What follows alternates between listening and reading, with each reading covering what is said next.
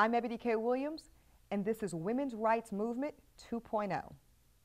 So unless you've been living under a rock this election cycle, you know that women's issues are at the forefront of this thing.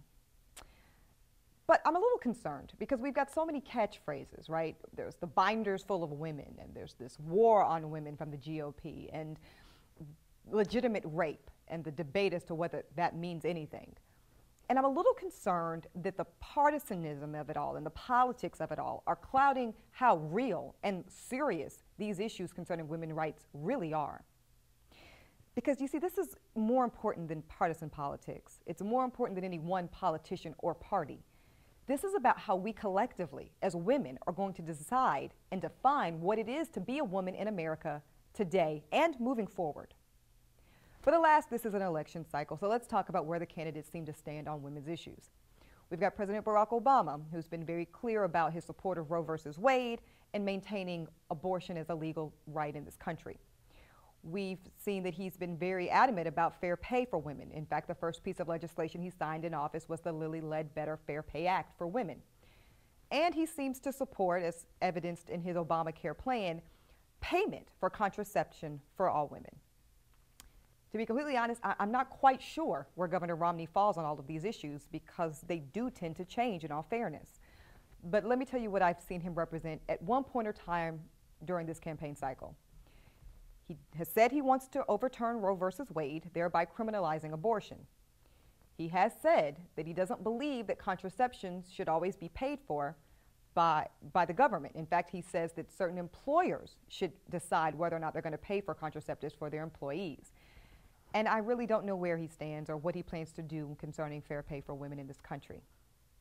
But once we get aside from the politics, because again, this is bigger than politics, we are no more a political monolith than any other group of voters in this country as women. I understand that. We come from different backgrounds, different beliefs, and we all hold different political ideologies. That's what makes us so amazing. However, we need to put those differences aside for one moment as we decide what it's going to mean to be a woman in America moving forward. Why? Because it's not just about us, ladies. It's about our daughters and the generations that come after us. You see, I was born in 1983 as a black baby girl in America, and I am so grateful for the generations that came before me because, you see, they did the heavy lifting. They did the boycotting, and that they got the threats, and many of them got beaten and even killed so that I can enjoy the rights that I hold today. So you see, we kind of have the easy part. All we have to do is preserve their work. And while I understand that you might feel a particular candidate is better for you on one issue, this is something we know as the singular issue voter. I caution you about that. I caution you to look at these candidates in their totality and see what their overall effect will be on what you and future women of America will be like under their administration. Popular 90s actress Stacey Dash received a lot of critical backlash when she came out in support of Governor Mitt Romney, citing she supported his economic policies. Let me be clear. I do not support nor encourage the racial epithets spewed at Ms. Dash. As a black woman or any woman in this country, you have a right to support whatever candidate you want. However, let's be clear on the reasons why. Ms. Dash, you still have a uterus. So therefore, you still have an obligation to pay attention to what your vote will mean for women everywhere in this country.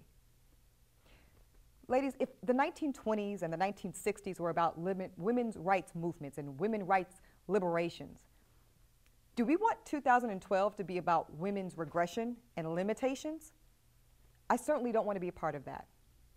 Thanks so much for watching. I'm Eboni K. Williams.